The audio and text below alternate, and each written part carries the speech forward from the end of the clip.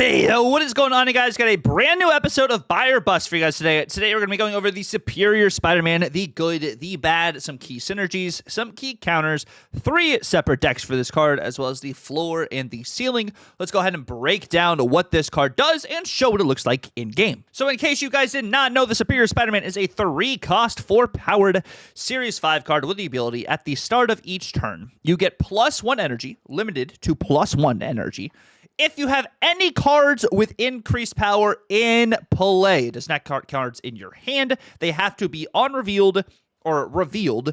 And in play, this is what it looks like in game. And is this potentially the best ramp card we have? Maybe. Of course, there's arguments for other ones, like such as Luna Snow having a higher base power. You, of course, have something like Hope Summers allowing you to get more energy every single time you play a card onto Hope.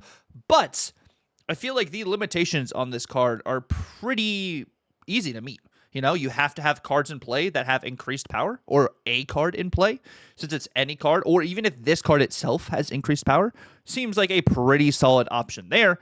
I think this card has a lot of potential, which is why when we talk about some of these key synergies over here, we have Sunspot, which is a card that just gets power on the board if you float any energy. 1 point of power counts as increased power when it comes from a 0-powered card to, of course, being a 1/1. But kind of thinking of something like that, any card that has increased power, even if it's by 1 point, is increased power, which does trigger your superior Spider-Man. I'm thinking the Hunger is also a key synergy. We saw it in the dev video itself as well. You know, having cards on the board with increased power. The Horde is a card that starts off with 0 power, so any increases in power to that as well, kind of like with Sunspot, would count for superior Spider-Man, giving you that extra energy. Or even something like a Silver Sable. Thinking of sort of these 1-drops and 2-drops to allow you to be able to have created power or generated increased power, like I'm saying, on the board already. So when you play your superior Spider-Man on 3, on turn 4, since it's the start of each turn, you're able to have extra energy. It's something that I think is pretty impactful, and probably something you're going to want to do with this card is already have cards on the board to have that increased power, so you can get superior Spider-Man procs earlier on in the game. Of course, some of the key counters we're going to think about are going to be Red Guardian. If you have superior Spider-Man in a lane by himself, more than likely that's where it's a better Red Guardian target, since it does have a 4-power baseline that's still a bit higher than some of these other cards you're maybe playing out earlier into the game that you're maybe able to protect your superior Spider-Man with. But, of course, also cards getting hit by Red Guardian. Let's say you have a Sunspot. Sunspot getting hit by Red Guardian, potentially on turn 3 or even maybe turn 4, could make it so it does not help your superior Spider-Man as well. Because if your Sunspot has only gone up 2 points and goes back down to 0, superior Spider-Man's not going to be able to look at that and said there was increased power. I do believe that is how that should work. Of course, Shadow King resetting these cards back to their original power as well is something that can affect your superior Spider-Man, making it so you can't get that extra energy. Or Cosmic Ghost Rider hitting your superior Spider-Man so you don't get that extra energy on turn 6 if you're playing against a normal deck, or potentially on turn 5 if you're playing against Airshim, since Airshim could play Cosmic Ghost Rider out on turn 4 since they have that bonus energy. It's another one of those immediate counters, especially if superior Spider-Man is in one of those front rows, which more often than not you probably are going to have it in the front row of another lane. Moving on to the good for superior Spider-Man. You know, I think what I was talking about earlier, it has one of the best downsides. The downsides being that you have to have a card with, you know, increased power on the board. I think that's pretty easy to meet to be able to get that kind of quota hit, to be able to get that extra energy onto your superior Spider-Man, or extra energy from superior Spider-Man to yourself, which, like I said, is only limited to 1 extra energy, but 1 extra energy is not too bad. It's pretty good. And, you know, it is a pretty good close to standard base power, as these 3-cost cards are going more towards that 3/5. But we, of course, have had Esme, and we've had, you know, Scarlet Witch being at that 3/4 stat line. This is kind of that floating medium between a 3/4 and a 3/5. Kind of like looking at that there. It's kind of like this, the base we got going forward. And it's fairly flexible. I don't think this is just narrow to 1 or 2 decks. I think there's a lot of different decks that can give you just a card that gets increased power to get superior Spider-Man value. It doesn't even have to be on turn 3 where you have a card that has increased power. I think even going on to turn 4 and turn 5, getting, you know, extra energy into turn 5 and turn 6 is something that could be nice just in general too, because sometimes even like a late Luna is not too bad because you get that extra energy going into later turns. And of course, like with Luna, you know, it takes up board space as well. You have to play into that Ice Cube to get the Ice Cube removed, whereas Superior Spider-Man just have to have, you know, increased power somewhere on the board. And the energy is only for you, opposed to something like that Luna Snow. Like, the energy for Luna Snow goes to your opponent as well. Hope Summers is to you as well, as just to you, but you have to play onto Hope repeatedly in order to get, that Superior, to be able to get the extra energy. Goodness gracious. Whereas Superior Spider-Man, you just have to have increased power. It could be anywhere on the board in play, which I think is pretty nice. But the bad for this card, of course, is that you do have to have increased power on the board in order to get any value from this. If you don't have any cards with increased power, this is just a 3-4 sitting there, just kind of, twiddling his thumbs, not really knowing what it's doing either.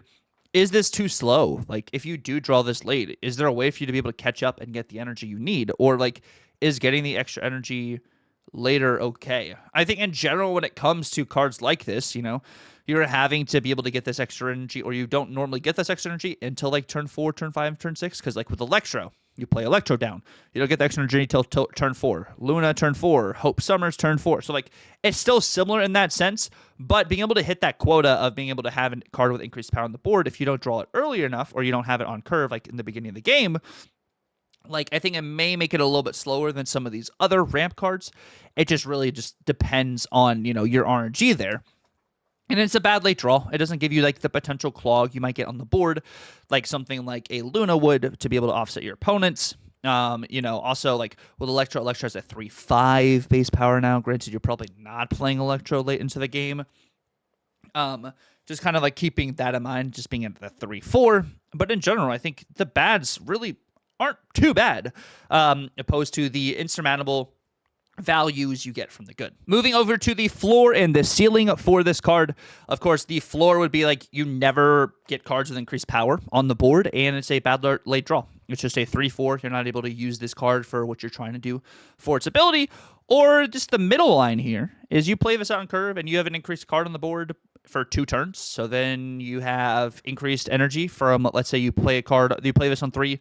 On turn 4, you have a card with increased power. So turns 5 and turn 6, you have increased energy, which is pretty nice. Having 6 energy on turn 5, 7 energy on turn 6.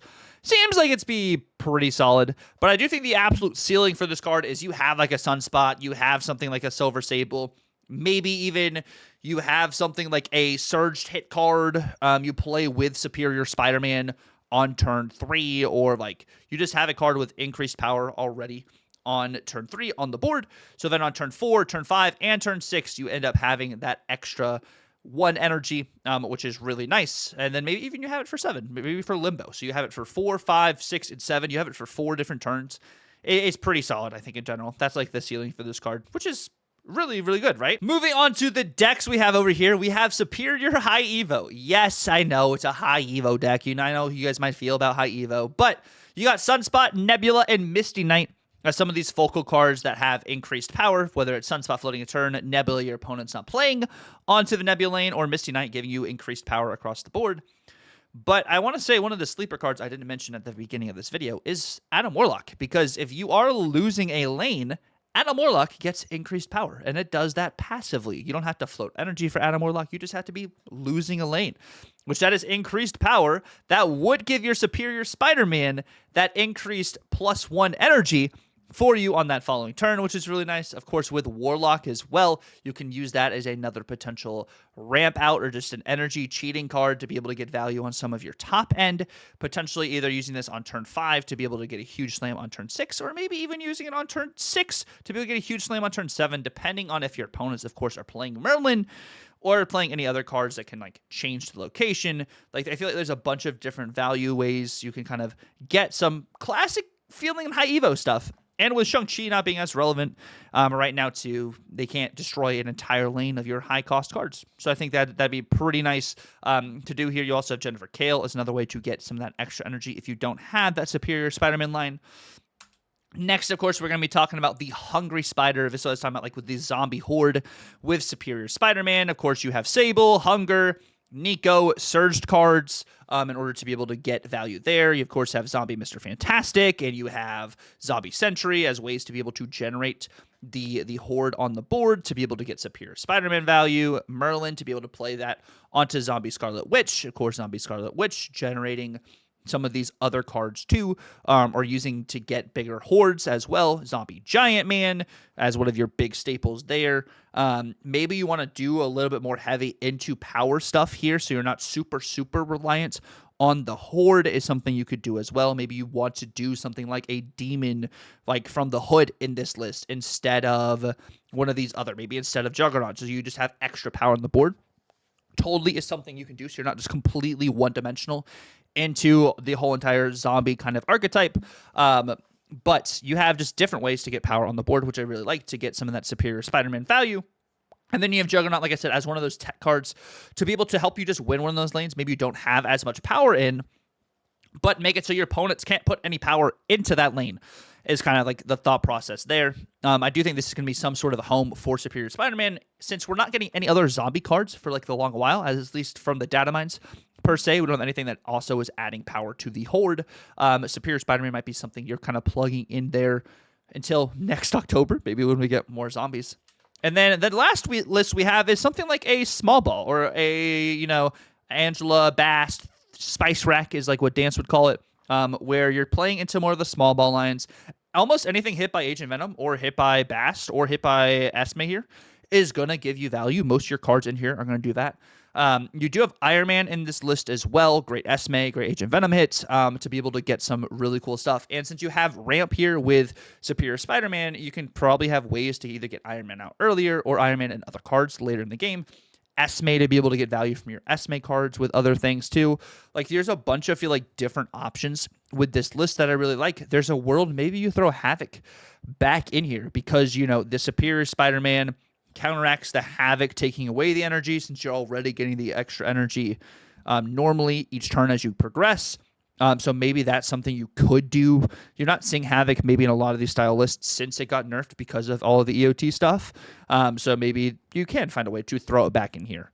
Throw it back, AO. But, this is kind of just like another theory crafting small ball list. Of course, we'll maybe see some other ones, maybe even with Man Spider, which shout out to Rez. That was a great idea.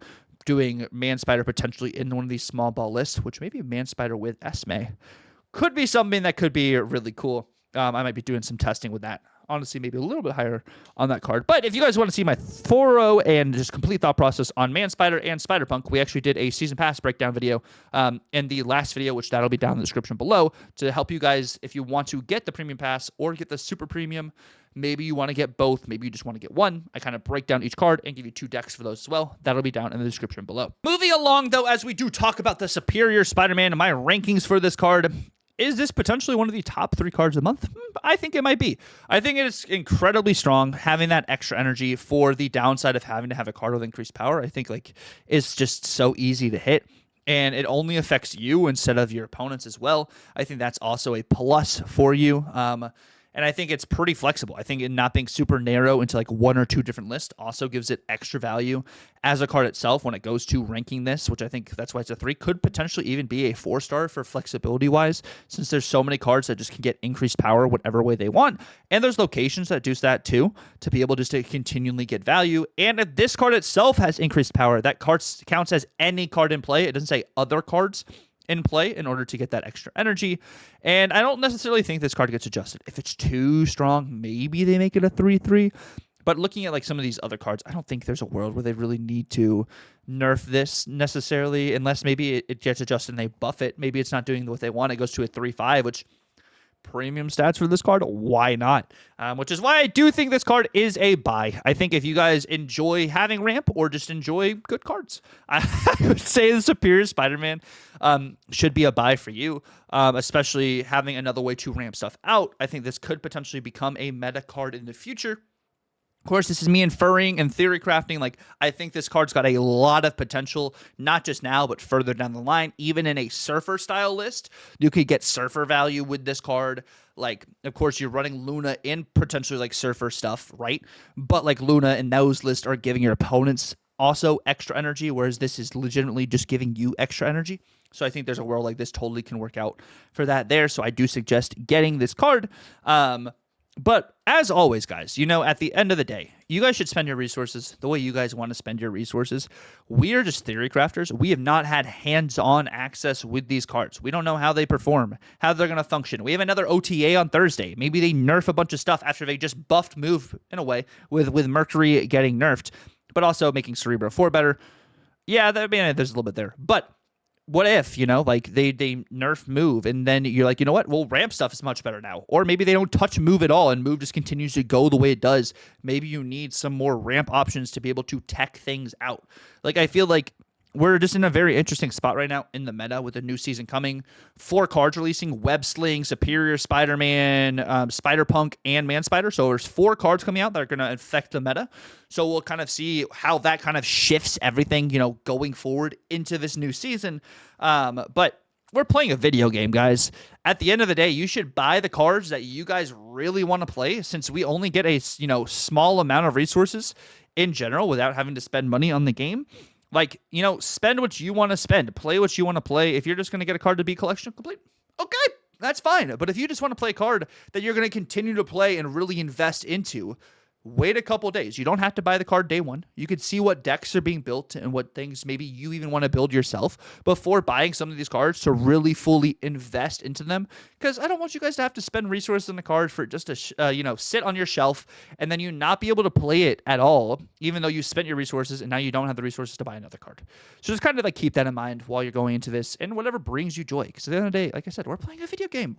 This is supposed to be fun. I mean, yes, if you want to have fun and sweat, do it. If you just want to have fun, just goof around and do conquest stuff, okay, just whatever brings you joy, do that, because life is short, guys. But thank you guys so much for watching the video. If you guys did stick around the very end, let me know down below what are your guys' thoughts on Superior Spider-Man and these spider cards. And then if you guys have not checked out yesterday's video about the season pass, and if you guys should get Spider-Punk and Man Spider, definitely check that out. And definitely feel free to like, comment, and subscribe if you're new. Turn on that notification bell if you want as well. I'm trying to post a video pretty much like every single day, which has been a lot of fun. I like actually pumping out a lot of content, and the support from you guys has been absolutely fantastic as well. But hope you guys have a great rest of your weekend. And it's been real. God bless, and Tucker out.